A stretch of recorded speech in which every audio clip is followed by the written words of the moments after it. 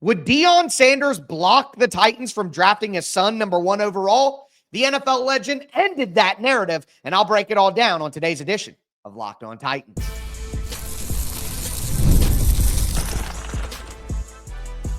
You are Locked On Titans, your daily Tennessee Titans podcast, part of the Locked On Podcast Network, your team every day. Welcome to the Locked On Titans podcast. I am your host, Tyler Rowland. Titans fans, today's edition of the brought to you by PrizePicks. Go to prizepicks.com/LockedOnNFL. Use the code LockedOnNFL, all lowercase, to win $50 instantly when you play $5. On today's episode, I'm going to go over what Deion Sanders had to say about the Tennessee Titans. I'm going to talk about why you don't take a quarterback later in the draft. And Abdul Carter, my number 1 prospect in the draft, finally declared for the NFL. I'm going to go over him as a prospect and why I like that as a pick. Before we get into all of it, I do want to thank you for making the Locked On Titans podcast your first listen each and every day. Remember, Monday through Friday, Tennessee Titans content all year round, always for free. You're not going to beat that anywhere else.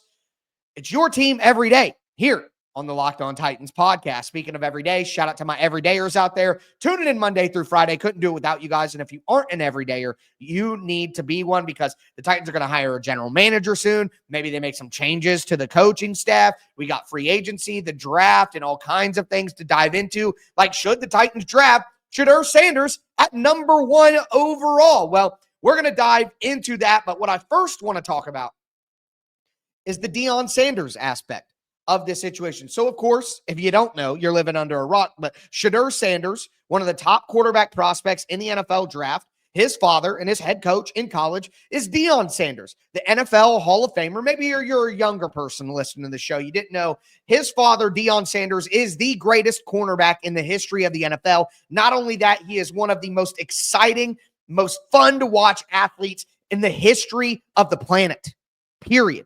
Played baseball for the Cincinnati Reds. I think he played for the Yankees for a minute as well. I'm a Reds fan, so I know about that. But Deion Sanders is absolutely tremendous as a personality, as a player, all of that. But there are some people out there within the Titans ecosystem, we'll say, fans and media members and such, who were skeptical as to whether or not Deion Sanders would actually allow his son to come to the Tennessee Titans.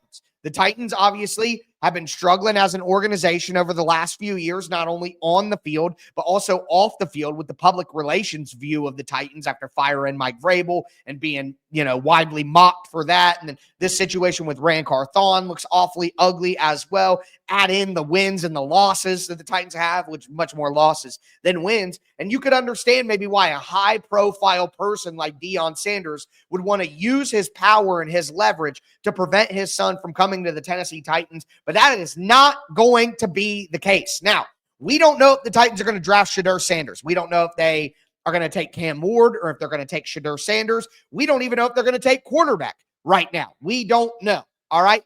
But what we do know now is that it isn't going to be a scenario where Shedeur Sanders tells the Titans, I will not play for you, because Deion Sanders went on the, I think it's like 94 feet a game podcast. I don't know for certain, but Deion Sanders said this, quote, talking about, this is about Tennessee, about the Tennessee Titans. He was asked directly, what do you think about the Tennessee Titans? He said, quote, I love it. First of all, no state tax, new stadium going in, beautiful city. I love it. I really do. I don't know what's going to transpire, because right now it's positioning time. You're going to see articles come out.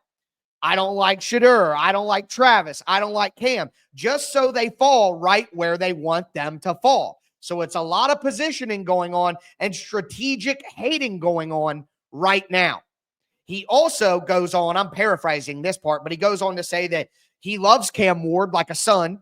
Cam Ward, Shedeur Sanders, Travis Hunter, those are like his sons. So if you're crapping on Shedeur to hype up Cam, well, you're hyping up Cam. If you're crapping on Cam to hype up Shedeur, you're hyping up Shedeur. So blah, blah, blah, blah. He was just going through saying that no matter what people want to write and what people want to do, it's good for his kids. He doesn't really mind it. You know what I mean? And number one, the big takeaway here is obviously Deion Sanders is fully on board with his son coming to the Tennessee Titans. Now, you could argue that, of course, Deion is going to say this publicly, but what he says privately is really what matters. But I have a hard time believing that a guy like Deion Sanders, whose every single word that he mutters publicly is scrutinized and put under the microscope, I have a hard time believing that Prime would literally lie to that degree publicly and then say something entirely different behind the scenes. So I do think that we can dispel anybody who says to me throughout the next few months leading up to the draft, well, Deion Sanders won't even let his shut up.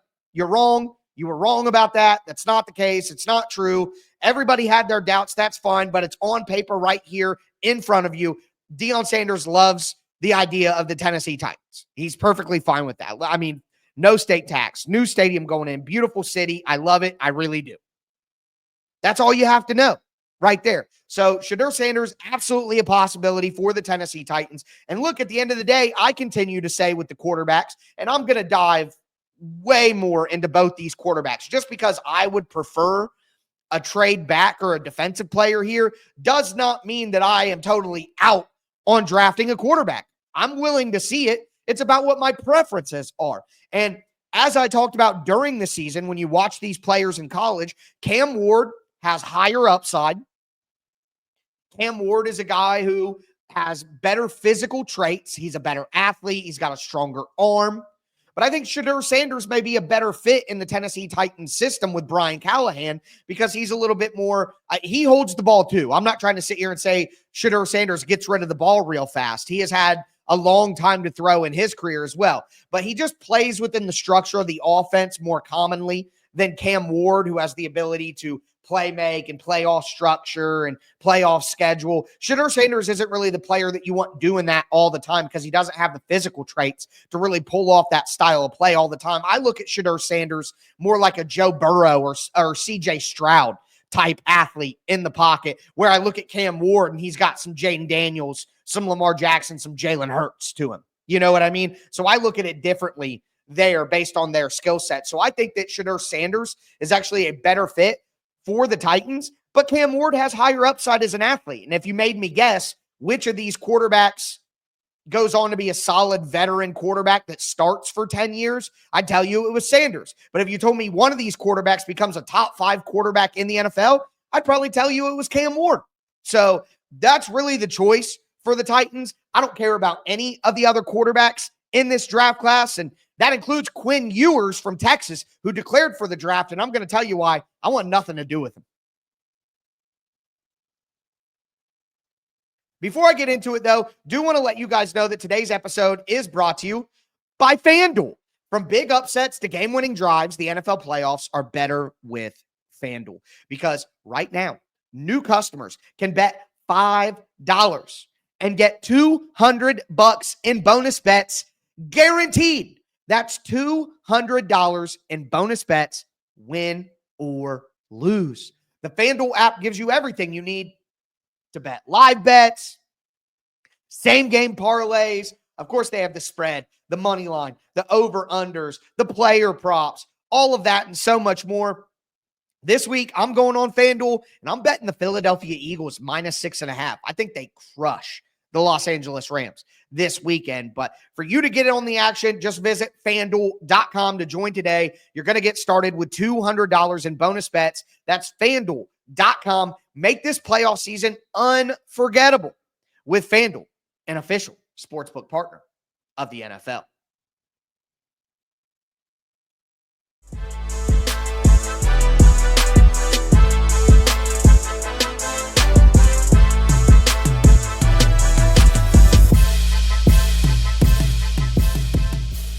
Titans fans, let's continue today's edition of the Locked On Titans podcast. We talked about squashing the idea that Deion Sanders would block the Titans from drafting his son. That whole concept is over now. I want to move forward and talk about the rest of the quarterbacks in the draft class because I kind of touched on Shedeur Sanders and Cam Ward and my initial thoughts on them just a second ago. But now I want to look at all the rest of them because there's a lot of Titans fans that communicate with me and they'll say, what about Jackson Dart? What about, before he went back to school? What about Carson Beck? What about Dylan Gabriel? What about Will Howard? What about Quinn Ewers? The Texas quarterback officially declared for the NFL draft. There was some talk that there were teams in the NCAA in college football that were trying to recruit him to come back to college, because obviously with the NIL, you can get a lucrative deal at this point. He probably would have got paid more for next season in college than he would in the NFL, based on where Quinn Ewers probably gets drafted, which to me is third round or later, maybe late second round at minimum, I would say, or at maximum, mid second round at maximum. I think he's more of a third round, fourth round option. But regardless of that, Quinn Ewers' actual position in the draft, which I'm sure we'll discuss when we preview the quarterbacks in this draft later on in the offseason. But I don't want any of them, and I never do. And if you are looking for a quarterback, you have to take one in the first 2 rounds, period. They have to be a first or second round talent, period. That's all that it comes down to for me. And I've been this way. I've talked about this for a couple of years now. You do not look for a starting quarterback in any round later than 2. Okay. And I personally wouldn't take Quinn Ewers in the second round, or Jackson Dart is a guy who I think could go in the second round, but I'm not sold on Jackson Dart, and I don't want to go that route if I'm the Titans either, after going that route before with Will Levis. But Will Howard, Dylan Gabriel, and no, it's just a flat no to me. And look, we have to pay attention to data. All right. My opinion is based upon vast amounts of data available to us right now. So let's talk about it. Look at the playoffs right now. Look at the quarterbacks who made the playoffs. Ready? NFC, Jared Goff, number 1 pick. Jalen Hurts, top of round 2. Baker Mayfield, first pick. Matthew Stafford, first pick. Jordan Love, first rounder. I think it was pick 24, something like that. Sam Darnold, third pick. Jaden Daniels, second pick. So that's 3 first picks, a second, a third, a round 1, and a high round 2. What about the AFC? Patrick Mahomes, 10. Josh Allen, 7. Lamar Jackson. I think Lamar Jackson was pick number 32, if I'm correct about that. Pick number 32 in the draft. So still a first rounder. Either way, I mean, that's, there's 32 picks, but he counts. Okay. And I guess I want to make sure that I'm right here, but even if Lamar Jackson was, 32nd overall. So first round pick there. All right. So we have 10th, 7th, 32nd. CJ Stroud, 2nd. Justin Herbert, 6th. Then we have Russell Wilson, 3rd rounder. And then Denver Broncos, Bo Nix, 12th. So if you look at that, that means that other than 2 quarterbacks, all the other 12 quarterbacks in the playoffs this year were drafted in the first round, and high in the first round at that, other than Jordan Love. In the top 10 picks, we have 1, 2, 3, 4, 5, 6, 7, 8, 9. 9 of those 14 in the top 10. 10 of the 14 in the top 12. And the only people, again, outside of the first round, Jalen Hurts, which was one of the first picks of the second round his year, and then Russell Wilson, which is one of the greatest draft stories of all time. You know what I mean? And you know what you call that, right? An outlier. So look at NFL starters. Look at starters in the NFL. How many of them were not a first or a second round pick? 4. And talking about the starters who were expected to start the year. You know what I mean? If you did the start. Russell Wilson, who we just discussed, Dak Prescott, Brock Purdy, Kirk Cousins. That's it. That's it. 4 out of 32 were drafted after the second round. Now, am I here to tell you that it's impossible It's impossible to find a starting quarterback later than round 2. No, I'm not. It's not impossible. You could find a Brock Purdy. You could make that work. Although I'll say this year, San Francisco's roster took a little bit of a hit with the injuries. And the moment that Brock Purdy didn't have an all-world roster, he looked pretty regular. He looked like the 18th to 32nd best quarterback in the NFL. And now people in San Francisco are like, wait a minute. Should we pay Brock Purdy $55, $60 million a year? I don't know about that. So my point here is the data is clear. It's right in front of us. You need a quarterback in the first or the second round. So if the Titans want a quarterback this year, well, then take one of the top 2. Don't think that you're going to find a Dylan Gabriel or Will Howard or Kyle McCord. Give me a break. I watched Kyle McCord at OSU for a whole season with elite wide receivers and an elite roster around him. He is not a starting quarterback in the NFL. Maybe he could be a good backup. But what I don't want is, this is what I always say to people when they bring up outliers. Like when people say when Will Levis was struggling that, oh, he's Josh Allen. Or like bringing up Dan Campbell for Brian Callahan. Yes, those are examples of people turning it around, but they're not likely. Those are outliers. Those are extremes. Those are things that do not happen very often. And it reminds me of the meme from, I think it's The League is the show, the fantasy football show, The League, where the one guy with the mustache, he's bald, he's got glasses. He goes, the girl asks him, did that ever work for any of those people? And he goes, no, but maybe it'll work for us. Like, that's how I feel when people talk about drafting Dylan Gabriel or Kyle McCord or Will Howard or whatever. Like, that does look around at the NFL. 4 out of 32 go to the playoffs. 1 out of 14. If you want a starting quarterback in the NFL, you have to take them in the first 2 rounds. And they need to be first or second round talents. Taking a quarterback at any point after the second round is statistically foolish. Statistically foolish. You're not going to find Tom Brady. You're not going to find Dak Prescott. You're not going to find Russell Wilson. That's not likely. That's not logical. It's just not going to happen, especially in today's day and age. So that's my passionate plea. If you want a quarterback, Titans, take Shedeur Sanders or take Cam Ward. Do not mess around and try to take a Dylan Gabriel or something like that in the late rounds or the mid rounds. It is a complete waste of roster space. It's a waste of a pick. I do not want to waste one of the Titans' valuable, precious draft picks that they need so desperately on a backup quarterback. Like, there's just no need to do that. But with that being said, Abdul Carter, my number 1 prospect in the NFL draft, officially declared for the draft on Wednesday.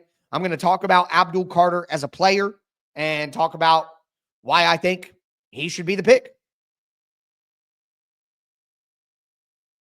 Before I do want to let you guys know that today's episode is brought to you by Rocket Money. Did Rocket Money help you find any subscriptions you forgot about or that you were paying for twice? Definitely happened to me. I had a few subscriptions I didn't even realize I was still paying for. Rocket Money made it so easy to track them all down. It's like having a personal assistant for your finances. Rocket Money is a personal finance app that helps you find and cancel your unwanted subscriptions, monitors your spending, helps lower your bills so you can grow your savings. It brings everything together in one place, whether it's subscriptions, your spending habits, or even goals that you want to hit this year. Rocket Money has over 5 million users and has saved a total of $500 million in canceled subscriptions, saving members up to $740 a year when using all the app's premium features. For me, one of the best features is that subscription tracker. I've used it to cancel services I wasn't using anymore, and I've already saved a ton. Cancel your unwanted subscriptions and reach your financial goals faster with Rocket Money. Go to rocketmoney.com/locked-on today.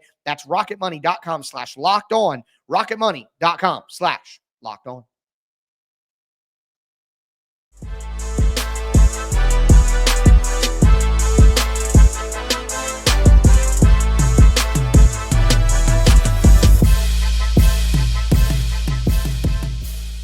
Titans fans, let's cap off today's edition of the Locked On Titans podcast. We talked about Deion Sanders' thoughts about the Tennessee Titans drafting his son. That narrative can be put to bed. We talked about why it's absolutely foolish to think that you're going to find a starter outside the first 2 rounds of the NFL draft. But now I want to talk about Abdul Carter, my number 1 prospect in the NFL draft. I gave my thoughts on the quarterbacks a little bit. We're obviously going to dive way more into these prospects and everything like that, but talked about the quarterbacks early on. Now I want to hit Abdul Carter because he officially declared for the NFL draft. Before I get into it, thanks again for making the Locked On Titans podcast your first listen each and every day. For your second listen, check out Locked On NFL. It's playoff time. It's a perfect time to catch up on all your NFL news to go along with all your Titans news. And I'm the lead host of Locked On NFL, so you'd be supporting me as well. But Abdul Carter, edge rusher from Penn State, 6'3", 259 pounds. Obviously, we're going to certify those measurements throughout the draft process, but that's what the official measurements are right now for Abdul Carter. Long arms, freak athlete. Abdul Carter out of Penn State. Just an absolute freak athlete. You could tell the explosiveness, the speed, the agility, the range. It's all on display on the tape. His ability to win with pass rush moves this early while still being so raw and so new to pass rushing is awesome. You see a nice dip and rip, a nice bend around the edge. He's starting to work on setting up counters, and those are things that obviously still need to improve and get better. But at the end of the day, what makes Abdul Carter so tantalizing is not just the height, weight, speed of the prospect, but the fact that Abdul Carter's only 21 years old, and he's only played on the edge for 1 season. This is very Micah Parsons-esque. A lot of Titans fans yesterday, when Deion Sanders, Dallas Cowboys stuff came out, I want Micah Parsons, trade for Micah Parsons. Well, you might be able to draft a Micah Parsons and Abdul Carter, because Abdul Carter was recruited to Penn State as an off-ball linebacker. So he was an off-ball linebacker for his first 2 years, and then this year they moved him to edge rusher, and he became the best edge rusher in the entire college football landscape. Folks, a guy with his physical attributes, with that much development possibility, he's already good enough to be the number 1 edge rusher in the entire class and a number 1 overall pick. And he's only played on the edge for 1 year, and he's 21 years old. Folks, we are talking about a guy with the potential to be a top 5 pass rusher in the NFL quickly. And look, I think, and like I said, I'll dive more into Abdul Carter, but he needs to get better with his hands. He needs to add weight. He's got to get better against the run. All of that stuff is true. There is some off-field stuff that you got to ask about, a misdemeanor assault charge. What's up with that? You know, you got to find out those details. But what it comes down to here is the risk involved. The risk of going with the quarterback when you don't have anything else versus going with an edge rusher when you don't have a quarterback. And I saw recently online, somebody made the point of TJ Watt didn't win a playoff game. Myles Garrett didn't make the playoffs. Nick Bosa didn't make the playoffs. Micah Parsons didn't make the playoffs. Why? Because they don't have a quarterback who can win, or in Micah Parsons' case, Dak Prescott got hurt, so they didn't have their top quarterback. And it still makes the same point of, if you don't have a quarterback, it doesn't matter how great your pass rusher is. And you know what? That's right. That's a great point. That is a great point for that person to argue. I agree. But look at the teams that have won in recent years. The Chiefs have a Chris Jones who can rush inside and outside. The only other team that's won recently is the Los Angeles Rams, who had Aaron Donald and Von Miller on their team. You go back to the Super Bowl champion Tampa Bay Buccaneers, they had Shaquille Barrett on that team. They had a ton of great defensive talent on that roster. Like, their defensive line was great that year to go along with Tom Brady. So I think you look at the Philadelphia Eagles, when they won their Super Bowl, they were loaded on the defensive line. Think about Fletcher Cox and Brandon Graham. And I think they had Derek Barnett at that time as well. Yeah, you look, Ndamukong Suh, Jason Pierre-Paul, Shaquille Barrett. Like, every Super Bowl champion in the last, 5 or 6 years, whether it be the Eagles, the Rams, the Chiefs. Think about San Francisco making it to the Super Bowl with Nick Bosa. Think about the Eagles that made it to the Super Bowl against the Chiefs. They had Hassan Reddick. They had Josh Sweat. They had Fletcher Cox still. I mean, like, the point is, you can't just win with a quarterback, and you can't just win with pass rush. And then the instant rebuttal to that is, well, look what Jaden Daniels and CJ Stroud did for their teams. And the question then becomes, do you think Shedeur Sanders and Cam Ward are as good of prospects as Jaden Daniels and CJ Stroud? Now, the instant rebuttal to that is, Cam Ward didn't have anywhere near as good of weapons as Stroud had at OSU or Jaden Daniels had at LSU. But Shedeur Sanders had Travis Hunter, who might be the best wide receiver prospect in the draft, and won the Heisman. So maybe you make the argument for Cam Ward that he didn't have enough around him, and that's why he shouldn't be held to the standard of Jaden Daniels and CJ Stroud. But Shedeur Sanders definitely had, he had Jimmy Horn and he had Travis Hunter. Like, they had a pretty good cast of weapons in Colorado, even if the O-line wasn't fantastic. So I'm just saying, I think it's pretty clear that most of the time, and again, don't chase outliers here. Most of the time, good teams have a great pass rusher and a good quarterback. You need both. You need both.